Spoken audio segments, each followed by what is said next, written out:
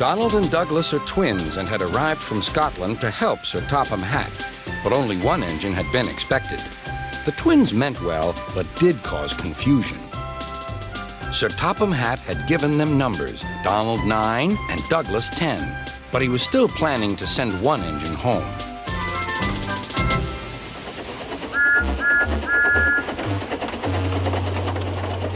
There was a brake van in the yard that had taken a dislike to Douglas. Things always went wrong when he had to take it out.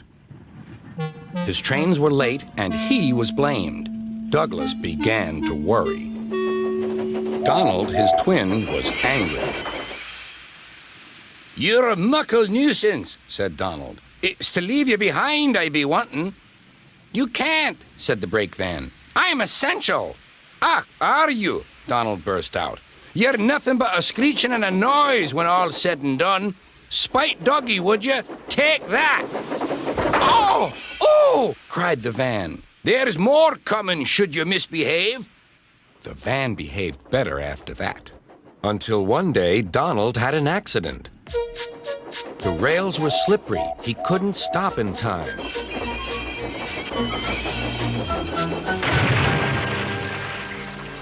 Donald wasn't hurt, but Sir Topham Hatt was most annoyed.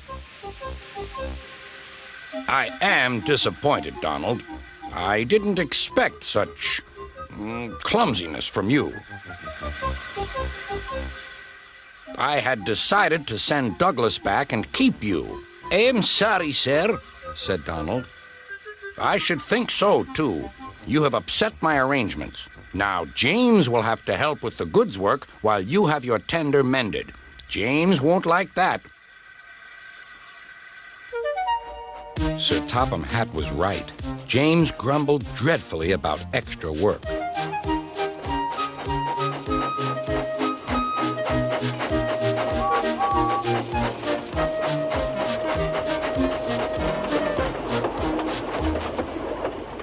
"Anyone would think," said Douglas, "that Donald had had his accident on purpose.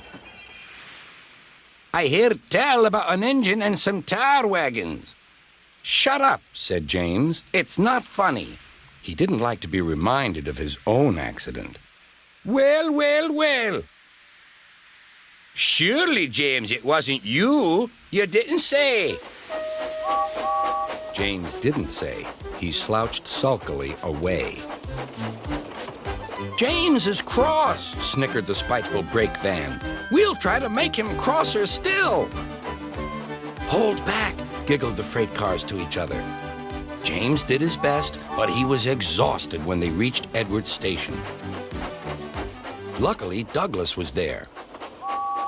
"Help me up the hill, please," panted James.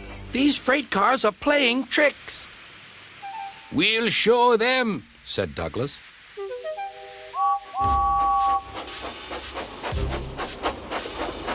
Slowly but surely, the snorting engines forced the freight cars up the hill.